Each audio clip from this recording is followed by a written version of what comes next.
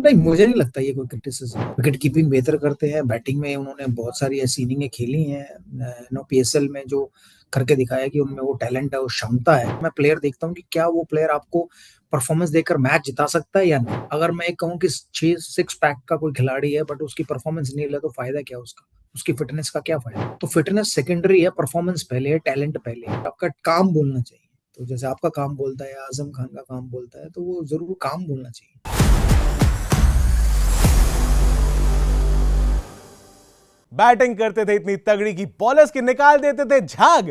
मेरे साथ है वन एंड ओनली क्रिकेट के super guru the legendary mister Virender Sehwag. Viru पाजी, आज आप साथ में हो, हद से ज्यादा एक्साइटमेंट हो रही है। कैसे आप पाजी? मैं बढ़िया हूँ, आप बताइए। हाँ, वो तो दिख रहा है, एक्साइटमेंट इतनी तगड़ी है कि आपने झागर सहवाग का जो राइमिंग किया है वो कमाल का है। भाई सच बता दो, देखो बॉलर्स के झाग ने निकाल देते थे आप मार मार के। आज तक आपका खौफ है बॉलर्स में, मतलब आपके नाम का बिल्कुल ही। शोएब अख्तर साहब भी यही बोलते हैं कि नहीं, सहवाग भाई के हत्थे चढ़ना ही नहीं है मुझे। हाँ, बट लेकिन कोशिश तो यही करता था मैं कि मेरे हाथ कोई ना कोई चढ़ जाए जिसके मैं झाग निकाल सकूं। वेल ऑल राइट पाजी, let's talk about DP world IL T20। आधा टूर्नामेंट हो गया है, आप सारे मैचेस कवर कर रहे हैं। कितना मजा आ रहा है आपको? मुझे तो लग रहा है कि विद ईच पासिंग डे ये मजा बढ़ता ही जा रहा है। यार, मुझे तो देख के बड़ा मजा आ रहा है क्योंकि मैचेस काफी क्लोज भी हो रहे हैं। ऐसे हाई स्कोरिंग भी नहीं हो रहे, कुछ हाई स्कोरिंग हुए हैं, कुछ चेस भी हुए हैं, लो स्कोरिंग भी बड़े फंसे हैं जो आखिरी ओवर तक गए हैं। तो ऐसा अभी ये किसी के बारे में नहीं कह सकते यार ये बहुत स्ट्रांग है तो यही शायद जीतेगी या प्ले ऑफ तक पहुंचेगी। तो कुल मिलाकर टूर्नामेंट अच्छा चल रहा है, सभी के लिए बराबर का। उम्मीद यही है कि जो बेस्ट फोर टीम्स है वो प्ले ऑफ्स खेलेंगी और जो टॉप टू टीम होंगी वो फाइनल्स खेलेंगी। लेकिन अभी भी सभी टीम्स की फॉर्म्स देख के लग रहा है कि डेजर्ट वाइपर्स तो मतलब प्लेऑफ में भी पहुंचने वाला, बल्कि फाइनल्स में भी पहुंच जाएगा। इतना डोमिनेट कैसे कर रहे हैं ये लोग, समझ ही नहीं आ रहा है। मतलब एक आध मैच अगर ये गलती से हार जाते हैं तो ऐसा लगता है भाई ये कैसे हो गया, इम्पॉसिबल। यार, ऐसा हुआ है ना, पहले साल गल्फ जाइंट के साथ ऐसा हुआ है, बहुत बढ़िया खेले, टूर्नामेंट जीते हैं। अगले साल फिर दिल्ली के और दुबई कैपिटल और माई एमिरेट्स बहुत तगड़ा खेले हैं, तो फिर माई एमिरेट्स जीती है। तो इस साल वो डेजर्ट वाइपर का साल लग रहा है कि बहुत तगड़ी गेंदबाजी और बल्लेबाजी कर रहे हैं। मतलब कॉम्बिनेशन बहुत तगड़ा है, उन्होंने भी अपनी टीम अच्छी बनाई है। तो इस साल मुझे लग रहा है कि देखिए, थोड़े चांस तो दे सकते हैं हम लोग, बट ये क्रिकेट है, अनिश्चितताओं का खेल है, यहाँ प्रोडिक्शन फेल है। तो मेरी प्रोडिक्शन, मैं जो मर्जी करूं लेकिन अंत में तो जो अच्छा खेल के जाएगा वो जीता, चाहे वो डेजर्ट वाइपर हो, चाहे वो माई एमिरेट्स हो, या दुबई कैपिटल हो, या गल्फ जाइंट हो। तो ये चार टीम ऐसे लग रही है कि हाँ शायद कुछ करके। पर देखिए, 2 साल से अच्छा खेलते हुए गल्फ जाइंट इस साल उतना बेहतर नहीं खेल रही है। और पिछले साल की जो दोनों टीम है, माई एमिरेट्स और दुबई कैपिटल्स, उनसे कहीं बेहतर डेजर्ट वाइपर खेल रही है इस साल। तो क्रिकेट है, ये हर साल नया कुछ ना कुछ आता रहेगा, बदलता रहेगा, क्योंकि लक फैक्टर बहुत काम करता है, प्लेयर की परफॉर्मेंस बहुत काम करती है। तो वो डेजर्ट वाइपर में हो रहा है। बट वीरूपा जी, डेजर्ट वाइपर्स नाम की तरह, मतलब ये अपने सामने जो भी टीमें आ रही है सबको डसे ही जा रहे हैं। जबरदस्त प्लेयर्स हैं इनके, जैसे मोहम्मद आमिर हैं, चार चार विकेट्स भी ले रहे हैं, प्लेयर ऑफ द मैच भी बन रहे हैं, पुष्पा वाला सेलिब्रेशन भी करके दिखा रहे हैं। मतलब पहले इनकी विकेट्स उतनी नहीं आ रही थी, इकोनॉमिकल थे, बट अब तो बहुत ही लीथल नजर आ रहे हैं, बहुत ही ज्यादा। मतलब क्या अचानक से क्या बदला इनकी बॉलिंग में? आई थिंक उनकी बॉलिंग लाइन है बड़ी बढ़िया, चाहे वो आमिर हो चाहे वो दूसरे गेंदबाज हो, तो उनकी सटीक गेंदबाजी उनके लिए काम कर रही है। क्योंकि वो जब भी चेज करते जाते हैं, ऐसा नहीं है कि उसे 170 180 चेज कर रहे होते, लो स्कोरिंग ही चेज कर रहे होते हैं, या पहले बैटिंग करते हैं तो भी डिसेंट टोटल बनाते हैं 150 60 के करीब, और उसको डिफेंड कर लेते हैं।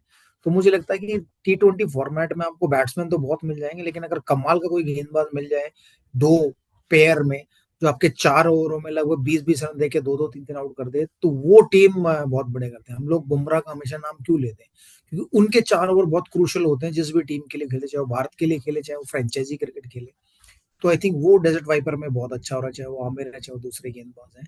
सटीक गेंदबाजी बहुत बढ़िया हो रही है जो क्लिक कर रही है उनके लिए। अच्छा वीरूपा जी, वकार यूनिस भाई से मेरी बात हुई थी तो वो कह रहे थे कि पूरा टूर्नामेंट एक्चुअली पेसर्स का चल रहा है। अब खैर वो तो बोलेंगे, वो खुद भी पेसर हैं लेकिन वनिंदु हसरंगा इस धारणा को बदलने की बड़ी कोशिश कर रहे हैं कि सिर्फ पेसर्स का टूर्नामेंट नहीं है, ये स्पिनर्स का भी है।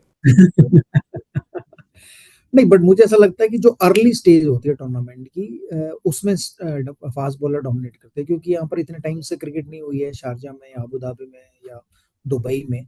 तो जो पहला पड़ाव होता है बट किसी भी टूर्नामेंट का, खासकर IL T20 का, तो उसमें हमने देखा घास वाली विकेट है, स्विंग हो रही है, सीम हो रही है। जैसे जैसे मैचेस होते रहते हैं ना, तो विकेट थोड़ा स्लो डाउन हो जाती है, विकेट पे से घास हट जाता है, फिर स्पिनर का रोल आता है। तो अब मेरे ख्याल से जो आधा टूर्नामेंट गुजर जाएगा उसके बाद फिर स्पिनरों का रोल देखने को ज्यादा मिलेगा। बट क्वालिटी स्पिनर की एक खास बात होती है, अगर वो विकेट नहीं ले रहे होते तो वो रन भी नहीं देते, वो कम बैक कराते हैं अपनी टीम का, जो कि सरंगा जैसे करा रहे हैं। तो वो एक खास बात होती है क्वालिटी स्पिनर्स में।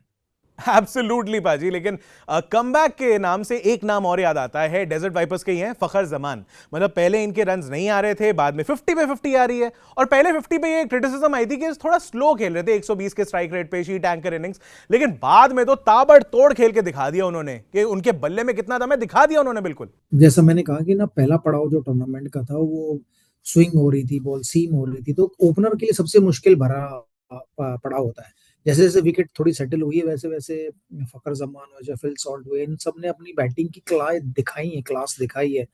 माई एमिरेट्स की बात करें तो उधर पूरन ने अपनी क्लास दिखाई है।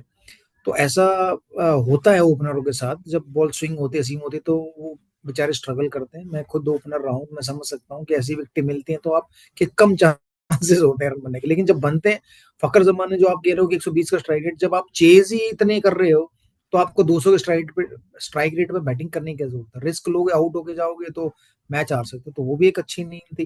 फिर उसके बाद उन्होंने दिखाई अपनी क्लास, जब 30-40 गेंदों पे उन्होंने बनाए 70 के करीब रन, अंत तक आउट भी नहीं हुए।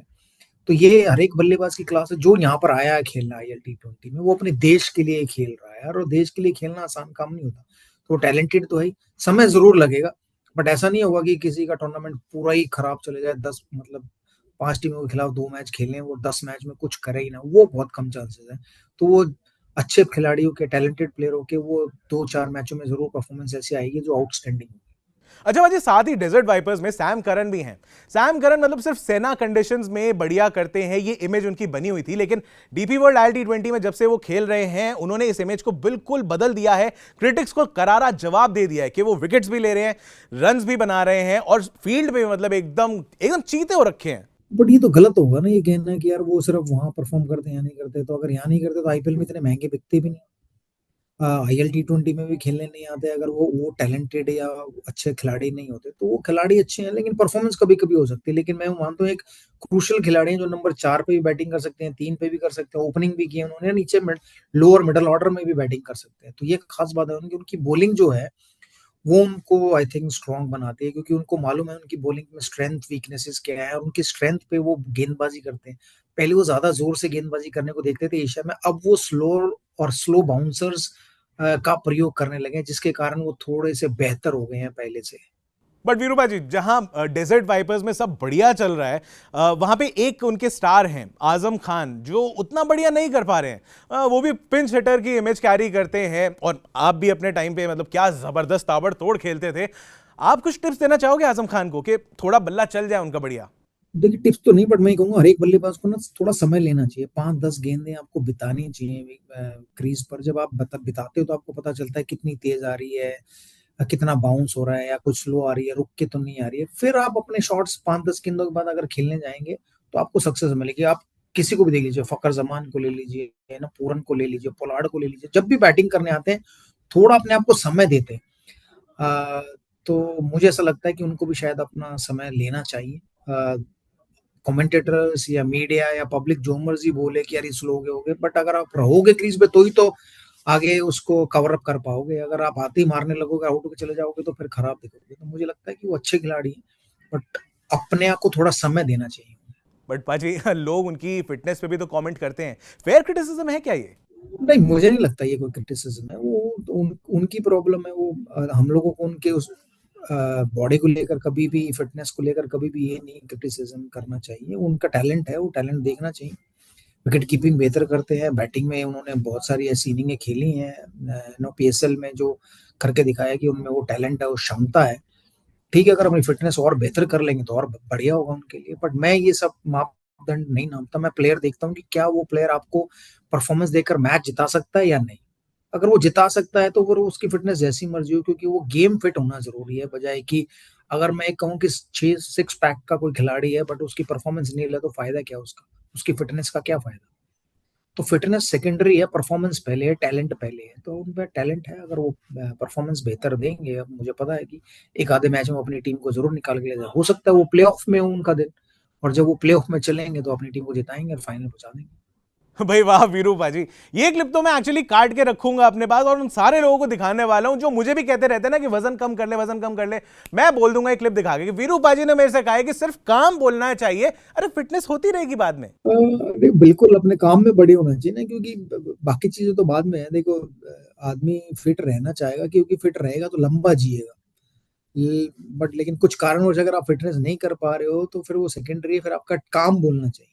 तो जैसे आपका काम बोलता है, आजम खान का काम बोलता है, तो वो जरूर काम बोलना चाहिए। बट वीरू भाजी, पूरा डीपी वर्ल्ड ILT20 देख लिया आपने अभी तक जितना हो चुका है, एंड अभी तक आपको किन 3 बैटर्स और बॉलर्स ने इंप्रेस किया, आप बताइए प्लीज।